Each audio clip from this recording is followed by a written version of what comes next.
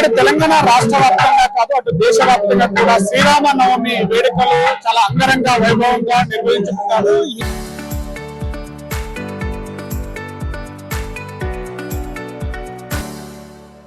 హిందువుల యొక్క ఆరాధ్య దేవుడైనటువంటి శ్రీరామచంద్రుడి యొక్క కళ్యాణ మహోత్సవము అటు దేవాలయాల్లో అంగరంగ వైభవంగా నిర్వహించుకున్నటువంటి పరిస్థితి కనబడుతుంది. అటు మహబూబ్ నగర్ జిల్లా కేంద్రంలో కూడా టీచర్స్ కాలనీలో నిర్వహిస్తున్నటువంటి సీతారామచంద్రుడి యొక్క కళ్యాణ మహోత్సవంలో ప్రస్తుతము భక్తాదులందరూ కూడా తమ యొక్క భక్తి శ్రద్ధలతో శ్రీరామచంద్రుడిని యొక్క జీవితాన్ని ఆదర్శంగా చేసుకుంటూ రాముడి యొక్క సీత అనేటువంటి ఆది దంపతుల యొక్క కళ్యాణ మహోత్సవాన్ని అంగరంగ వైభవంగా నిర్వహించుకుంటూ కూడా భక్తులు ఈ రోజు దేవాలయాల్లో కిటకిటలాడుతున్నటువంటి పరిస్థితి కనబడుతుంది. మరోవైపు కూడా ఉమ్మడి మహబూబ్ నగర్ జిల్లా వ్యాప్తంగా కూడా దక్షిణ భద్రాచలంగా పిలిచేటటువంటి నాగర్ కర్నూలు జిల్లాలో ఉన్నటువంటి చారగొండ మండలం సిరసనగండ్ల రామాలయంలో కూడా ఈ రోజు అంగరంగ వైభవంగా కళ్యాణ మహోత్సవం నిర్వహించుకుంటున్నారు. ఇప్పటికే అచ్చంపేట ఎమ్మెల్యే వంశీకృష్ణ అటు నాగర్ కర్నూలు ఎంపీ మందకృష్ణ ఇటువైపు కూడా ఈ యొక్క దేవాలయానికి సంబంధించినటువంటి పట్టు వస్త్రాలు సమర్పించి ఇప్పటికే కూడా దేవాలయంలో అనేక ఏర్పాట్లు భక్తులకి ఎలాంటి ఇబ్బందులు కలగకుండా ఏర్పాట్లు గుర్తించినటువంటి పరిస్థితి కనబడుతుంది. ఇప్పటికే శ్రీరామచంద్రుని యొక్క జీవితాన్ని ప్రజలకి ఆదర్శవంతంగా తీసుకోవాలని చెప్పేసి కూడా ఆ ప్రధాన అర్చకులు కూడా రాముని యొక్క జీవితాన్ని త్యాగమయ జీవితాన్ని కూడా అర్థం చేసుకుని రాముని యొక్క జీవితంలో గుణగణాలని భక్తులందరూ చేర్చుకోవాలని చెప్పేసి కూడా ఇప్పుడే భక్తులందరూ కూడా ప్రధాన అర్చకులు చెప్తున్నటువంటి పరిస్థితి కనబడుతుంది. అదేవిధంగా ఆలయ అధ్యక్షులు మెట్టుకాడి శ్రీనివాసులు మనతో ఉన్నారు. వారితో మాట్లాడి మరిన్ని విషయాలు తెలుసుకునే ప్రయత్నం చేద్దాం. సార్ చెప్పండి, ఎట్లా ఉంది ఈ రోజు శ్రీరామనవమి వేడుకలు అంగరంగ వైభవంగా ఏర్పాట్లు పుట్టిస్తారు, ఏం చెప్తారు శ్రీరామనవమి గురించి? జై శ్రీరామ్. నా పేరు మెట్టుకాడి శ్రీనివాస్. సీతారామచంద్ర స్వామి దేవాలయం జగదంబ కాలనీలో 1986లో నిర్మించడం జరిగింది. ఇక్కడ ఏదైతే 41 వార్షికోత్సవం ఇప్పుడు చేస్తున్నాం.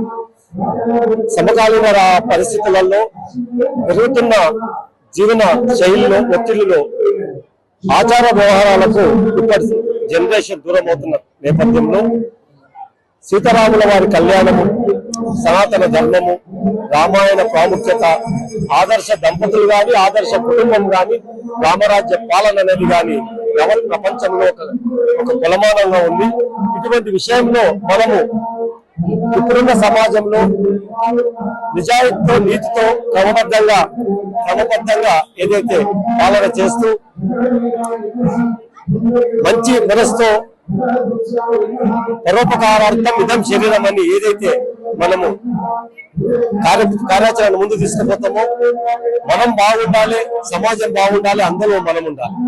ఇప్పుడు చూస్తే ఏమైతుందంటే ఆరోగ్య విషయంలో కానీ ఆచార వ్యవహారాల విషయంలో కానీ ముఖ్యంగా క్రమశిక్షణ, పెద్దలను గౌరవించడం లేకుండా సమాజం ఒక పనిబట్టుల్లో తీర్థములు మారిపోతుంది. కాబట్టి ఆదర్శమూర్తైన శ్రీరాముడు ఆయన యొక్క జీవన విధానము, వారి పరిపాలన, వారి నిర్వహణ అంతా కూడా ప్రజలకు తెలియజెప్పే విధంగా గత 41 సంవత్సరాల నుండి ఇక్కడ మనం కార్యక్రమాలు నిర్వహిస్తున్నాం.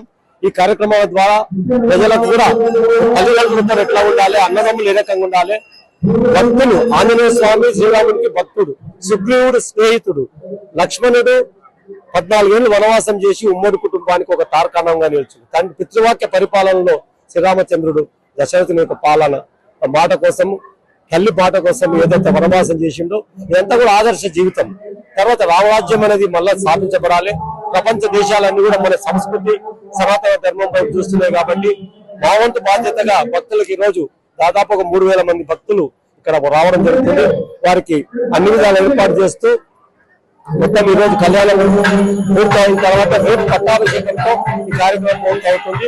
ప్రతి ఒక్కరికి కూడా ఇది ఆధ్యాత్మిక బాధ్యతగా భావించి సమాజ నేపథ్యంలో ఆ శ్రీరామచంద్రుడిని ఫాలో అవుతూ వాళ్ళని అనుసరిస్తూ సమాజాన్ని నిర్మించడానికి కృషి చేయాలని కోరుతున్నాను. జై శ్రీరామ్.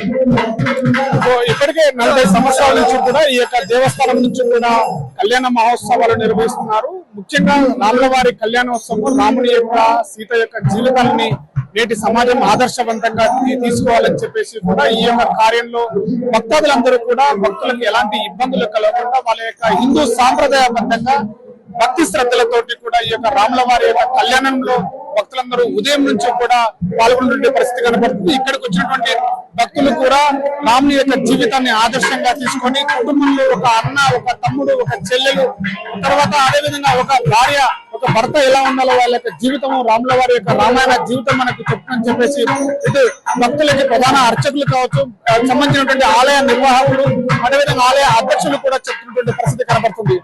మొత్తం మీద ఉమ్మడి మహబూబ్ నగర్ జిల్లా వ్యాప్తంగా కూడా ప్రతి దేవాలయంలో కూడా ఈ రోజు రాముల వారి మహోత్సవాలు నిర్వహించుకుంటున్నారు. కొన్ని చోట్ల కూడా రాముల వారి యొక్క విగ్రహాలతోటి ప్రతిష్ఠించి కూడా రాముల వారి కళ్యాణాన్ని నిర్వహిస్తూ ఈ యొక్క దక్షిణ భద్రాచలంగా పిలువబడినటువంటి సిరిసినగండ్లను కూడా పెద్ద ఎత్తున కూడా రాముల వారి కళ్యాణాన్ని నిర్వహిస్తూ ఇప్పటికే రాజకీయ ప్రజాప్రతినిధులు కూడా పాల్గొని ఇప్పటికే రాముల వారికి పట్టు వస్త్రాలు సమర్పించినటువంటి పరిస్థితి కనబడుతుంది. ఇది మహబూబ్ నగర్ యొక్క తాజా పరిస్థితి. కెమెరా పర్సన్ నరసింహతో శివాజీ, RTV, మహబూబ్ నగర్ జిల్లా.